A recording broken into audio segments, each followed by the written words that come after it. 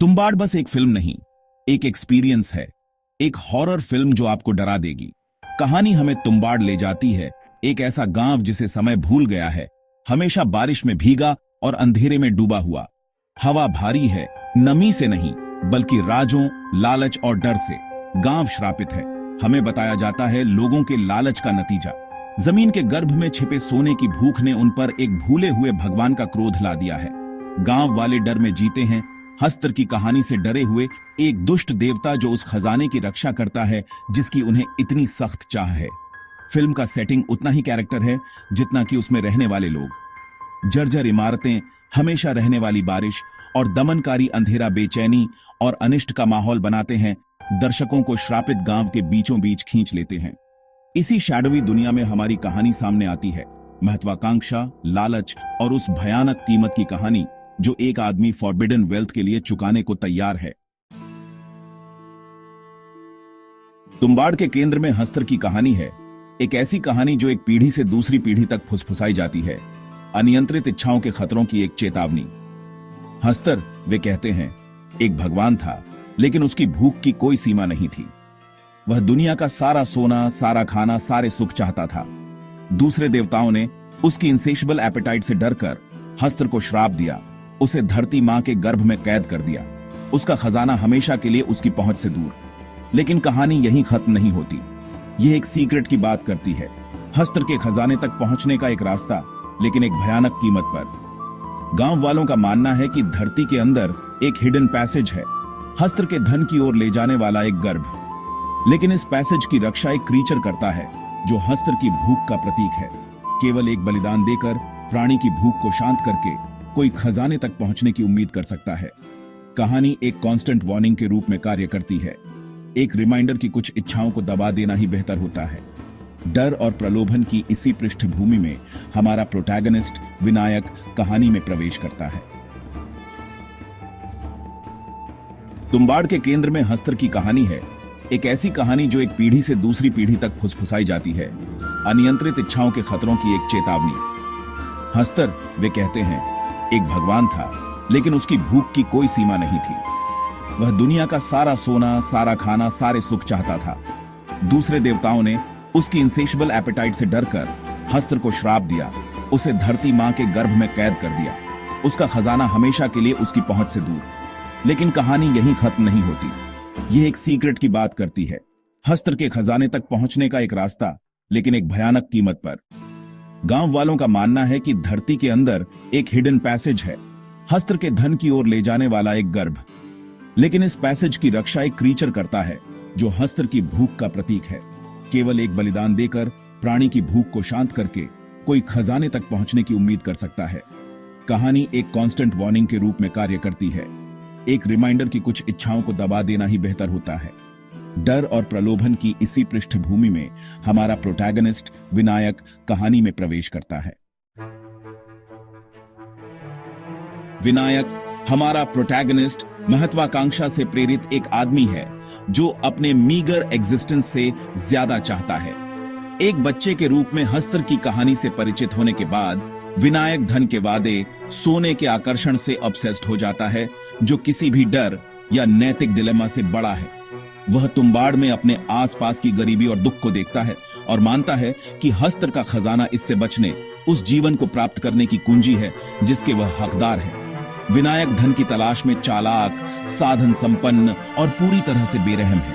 वह सब कुछ जोखिम में डालने, किसी को भी धोखा देने को तैयार है ताकि उस खजाने पर अपना हाथ रख सके जिसकी उसे इतनी सख्त चाह है। उसकी यात्रा उसे एक अंधेरे रास्ते पर ले जाती है जो विश्वासघात, हिंसा और उसके अपने दिल के अंदर बढ़ते अंधेरे से भरा है।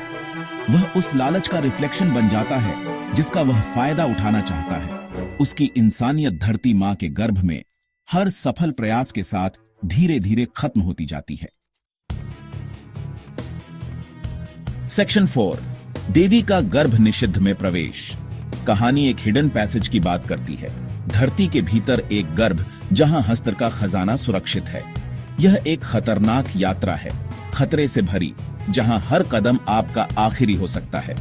हालांकि विनायक नहीं डरता। अपनी इच्छा से प्रेरित और अपने परिवार से मिले ज्ञान से लैस वह इस फॉरबिडन जगह के एंट्रेंस की खोज करता है। गर्भ अपने आप में एक कैरेक्टर है, एक सबटरेनियन लैबिरिंथ जो एंशिएंट ईविल की भावना से भरा है। हवा नमी और सड़न की बदबू से भरी है। पानी के टपकने और विनायक की खुद की रैगिड ब्रीदिंग से ही सन्नाटा टूटता है। दीवारें धड़कती हुई नसों से जीवित हैं, हस्तर की कैद की कहानी का प्रमाण। यहीं पर इस अनहोली सैंक्चुअरी के भीतर विनायक का सामना उस प्राणी से होता है जो हस्तर के सोने की रक्षा करता है। लालच का एक ग्रोटेस्क मैनिफेस्टेशन। इसकी भूख इंसेशबल है। मानव मांस की इसकी भूख केवल विनायक की धन की इच्छा से मेल खाती है।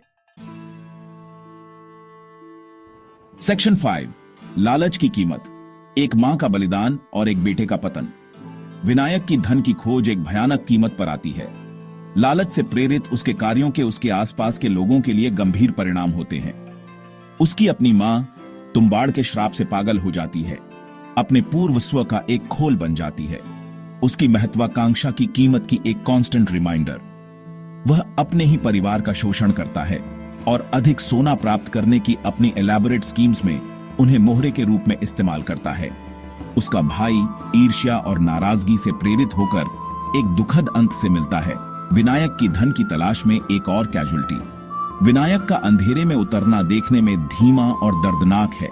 सोने के प्रत्येक सफल एक्विजिशन के साथ वह अपनी इंसानियत का एक हिस्सा खो देता है। उसका दिल कठोर हो जाता है। उसकी आत्मा उस श्रापित खजाने की तरह कलंकित हो जाती है जिसका वह लालच करता है। उसका हर कार्य एक वार्निंग के रूप में कार्य करता है। लालच के कोरोसिव नेचर और यहां तक कि सबसे मजबूत बंधनों पर इसके विनाशकारी प्रभाव का एक स्टार्क इलस्ट्रेशन। सेक्शन 6, चक्र जारी है। विनायक की पसंद, पाप की विरासत। साल बीत जाते हैं और विनायक के बाल सफेद हो जाते हैं। उसके लालच के असर का एक फिजिकल मैनिफेस्टेशन। उसने अपने सपनों से परे धन जमा किया है, लेकिन उसकी जीत हॉलो लगती है। तुम्बाड़ का श्राप उसे सताता रहता है।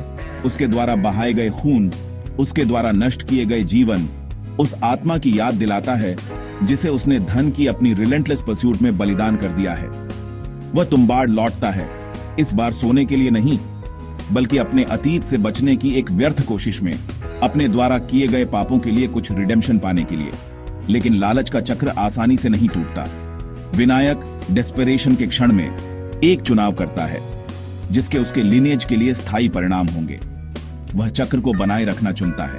श्राप का बोझ, प्राणी को खुश करने की जिम्मेदारी अपने इलेजिटिमेट बेटे को सौंपता है। यह डर से पैदा हुआ एक फैसला है, अपने लेजिटिमेट परिवार की रक्षा करने का एक डेस्परेट अटेम्प्ट, लेकिन यह उसके अपने फ्लैश एंड ब्लड को उसी बुराई से बांध देता है जिससे वह बचने की कोशिश कर रहा है। सेक्शन 7, तुम्बाड़ का सबक। लालच की पकड़ की एक भूतिया याद। तुम्बाड़ सिर्फ एक हॉरर फिल्म से कहीं ज्यादा है। यह एक कॉशनरी टेल है, लालच और उसके परिणामों का एक हॉन्टिंग एक्सप्लोरेशन। फिल्म एक स्टार्क रिमाइंडर के रूप में कार्य करती है कि कुछ इच्छाएं, जैसे हस्तर की भूख, कभी भी पूरी तरह से संतुष्ट नहीं हो सकती। धन की खोज जब मोरालिटी और कंपैशन द्वारा अनियंत्रित होती है तो अंधेरे की ओर ले जा सकती है जहां से कोई एस्केप नहीं है। विनायक की यात्रा इस सच्चाई का प्रमाण है। सोने की उसकी रिलेंटलेस परस्यूट उसे सब कुछ खर्च कर देती है, उसका परिवार, उसकी इंसानियत और अंततः उसकी आत्मा।